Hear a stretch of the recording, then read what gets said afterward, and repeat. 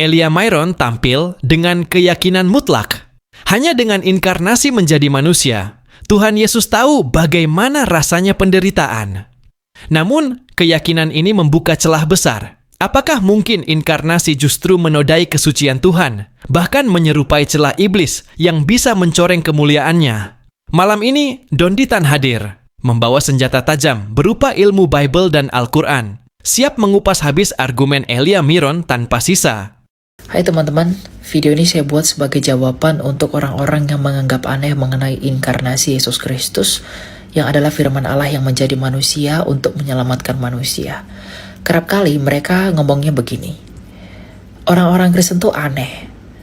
Mereka, orang Kristen, itu seakan-akan punya pikiran bahwa kalau kita mau memperbaiki sepeda, maka kita harus menjadi sepeda.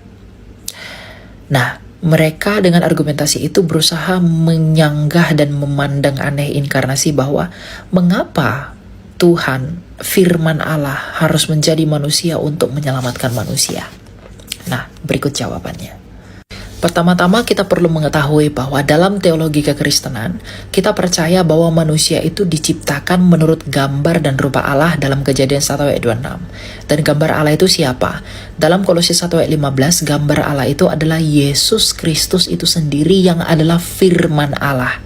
Nah, ketika manusia yang diciptakan oleh firman Allah ini rusak dan melenceng dari tujuan yang semula, maka firman Allah itu sendirilah yang memulihkannya dengan datang menjadi manusia. Nah, pertanyaannya, mengapa harus menjadi manusia?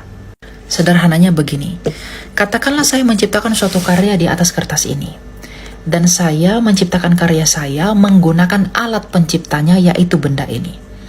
Artinya, karya ciptaan saya yang akan saya ciptakan di atas kertas ini itu diciptakan menurut gambar alat penciptanya. Dan karena alat penciptanya ini bulat, maka saya menciptakan ciptaan saya ini bentuknya juga bulat. Nah, ketika ciptaan saya ini mulai rusak, katakanlah dia rusak, bagaimana saya memulihkannya supaya dia menjadi baru? Saya tinggal menempelkan alat penciptanya kepada ciptaan saya yang rusak ini, agar ia menjadi baru. Seperti itulah firman Allah menjadi manusia. Gambar ini ibarat manusia, sedangkan alat ini ibarat firman Allah sebagai pencipta. Sebagaimana gambar ini diciptakan oleh alat ini, maka begitulah manusia diciptakan oleh firman Allah. Dan ketika manusia itu mulai rusak dan telah menjadi rusak, maka firman Allah sendirilah yang datang dan menempel kepada manusia itu agar ia menjadi baru. Sebagaimana ketika gambar ini mulai rusak, maka alat ini saya tempelkan agar dia menjadi ciptaan yang baru. Untuk itulah di dalam kitab suci dikatakan bahwa di dalam Yesus kita menjadi ciptaan yang baru. Dengan demikian, ketika firman Allah itu menempel kepada manusia dengan menjadi manusia, maka di dalam dia kita menjadi ciptaan yang baru. Untuk itulah orang Kristen perlu untuk dibaptis, karena melalui baptisan kita mati dan bangkit bersama dengan Kristus, atau dengan kata lain, kita mengenakan Kristus sehingga kita menjadi ciptaan yang baru di dalam Dia. Dengan demikian, kita ciptaan yang telah rusak ini perlu mengenakan, perlu menempelkan Kristus yang sempurna itu di dalam diri kita, agar kita menjadi ciptaan yang baru melalui baptisan. Untuk itulah kita ciptaan yang telah rusak, yang telah berdosa, perlu mengenakan Kristus, perlu menempelkan Kristus di dalam diri kita melalui iman kepadanya, agar kita menjadi ciptaan yang baru. Sama seperti ketika gambar ini telah rusak, maka gambar ini untuk menjadi baru, ia perlu ditempelkan alat penciptanya agar ia menjadi baru. Maka ketika manusia yang diciptakan firman Allah itu telah rusak, maka kita perlu ditempelkan dan dikenakan oleh firman Allah itu sendiri yang menjadi manusia.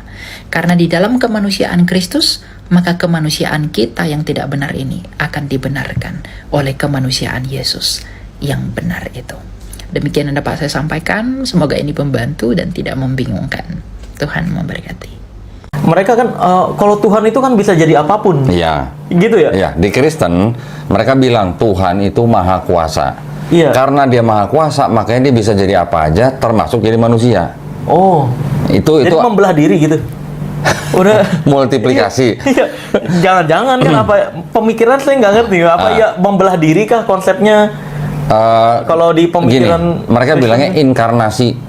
Inkarnasi itu Inkarnasi apa? bukan beda sama reinkarnasi, beda. Ini inkarnasi, jadi kayak semacam penjelmaan gitulah. Oh. Ya, jadi kalau dibilang Tuhan itu Esa, mereka tetap bilang Tuhan mereka Maha Esa. Orang Kristen tetap akan bilang Tuhannya Maha Esa, tapi bisa bermanifestasi dalam 3 pribadi. Oke. Itu akidahnya mereka.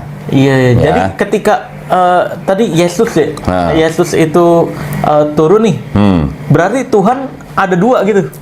Kalau di Kristen Mereka bilangnya tetap satu. jadi Ya karena dia satu Maha Kuasa. Yesus doang. Enggak. Ketika turun pas masih hidup. Iya, mereka bilang gini, mereka nih ya Kristen bilang Tuhannya tetap satu, ada Bapa di surga, ada Yesus di bumi, nanti ada Roh Kudus lagi gitu. Gimana itu ya? Nggak paham kan? Enggak. Alhamdulillah nggak paham. Gimana ya? Karena enggak, saya bingung nih kalau misalkan yang satu nih kan Yesus pada saat masih hidup. Ini mah nanya ya, saya Iya, nggak iya, ngerti nih. iya. Yesus hidup.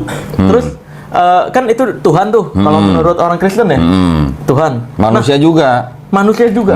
Nah, terus kalau yang di negara-negara lain harus nyembahnya di satu ini pas Iya. dia hidup. Iya. Lah gimana kan jauh? Kalau di negara lain gini, maksudnya kalau dalam masa Yesus masih hidup, Yesus kan juga bilang di Bible bahwa dia diutus hanya untuk Bani Israel. Oh. Di Bible ada, aku diutus hanya untuk domba-domba yang tersesat dari bangsa Israel. Dia tulisnya begitu. Oh. Di sini. Di situ ya? Tapi juga ada tulisan nanti di ayat di belakang-belakang bahwa Yesus mengatakan, karena itu pergilah, jadikanlah semua bangsa muridku, baptislah mereka dalam nama Bapa dan Putra dan Roh Kudus gitu. Ada ayat begitu. Iya. Tapi itu ayat tidak orisinil menurut orang Kristen sendiri. Ah, kok gitu? Oh, jadi kalau di Islam hadis palsu gitu. Iya. Jadi sebenarnya perbedaan paling mendasar antara kita Islam dengan Kristen itu apa? Perbedaannya hanya kita tidak percaya Tuhan yang Maha Kuasa itu bisa jadi makhluk ciptaannya. Iya itu. Kalau Kristen percaya Tuhan yang Maha Kuasa itu bisa jadi makhluk ciptaan. Tapi kalau kita tanya misalnya, oke, Tuhan Maha Kuasa. Karena dia Maha Kuasa, dia bisa jadi manusia. Bisa nggak dia jadi iblis? Bisa, harusnya kan? Kalau Maha Harus. Kuasa. Dengan standarnya orang Kristen. Iya, standarnya orang. Dengan standarnya orang Kristen harusnya bisa kan? Harusnya bisa. Tetapi kan setiap orang tahu bahwa iblis nggak ada sifat baik. Ah, Pasti sifatnya jahat kan? iya. Tuhan sifatnya maha baik, maha jahat. Maha baik. Maha baik. Bisa nggak yang sifatnya maha baik pada saat yang sama juga jahat? Iya kan Maha Kuasa mah kalau prinsipnya itu bisa. Oke, menurut standar orang Kristen. Iya, iya. Jadi kalau menurut standar orang Kristen, yang maha baik pada saat yang sama juga bisa jahat kan? Bisa. Nah, sudah pikirin sendiri. Wah. Tuhan apa yang bisa jahat gitu? Iya. I see. Kalau Wah, kita luar kan biasa. kenal sifat mustahil. Iya, ada sifat mustahil. Ada sifat mustahil. Bahkan kalau Gini aja dalam- dah, gini aja. Marcel sebagai anak muda nih yang Iya, iya. pesulap merah nih, walaupun jago sulap, bisa nggak tanpa alat tambahan terbang seperti burung? Wah, nggak bisa lah mustahil. Nggak bisa. Kenapa? Mustahil. Karena Marcel punya kodrat manusia. Iya. Manusia kodratnya bukan untuk terbang seperti Iya, burung. betul. Burung diciptakan dengan sayap, kodratnya untuk terbang. Seperti itu juga. Jadi Tuhan punya kodrat, manusia atau iblis juga punya kodrat. Betul kan? Iya, Kan iya. nggak mungkin kodratnya Tuhan dijadikan satu dengan kodrat ciptaan atau manusia atau makhluk gitu loh. Iya, iya. Perdebatan ini sudah membuka mata kita. Tidak ada keyakinan yang benar-benar kebal dari ujian. Elia Myron berdiri dengan inkarnasi, tapi Don Ditan menghantamnya dengan logika tajam dari Bible dan Al-Quran. Sekarang giliran kamu. Tinggalkan komentarmu. Siapa yang menurutmu menang? Jangan lupa dukung channel ini dengan subscribe, nyalakan lonceng notifikasi, dan bagikan video ini. Karena di sini, kita tidak hanya menonton debat. Kita ikut membongkar kebenaran sampai akar-akarnya.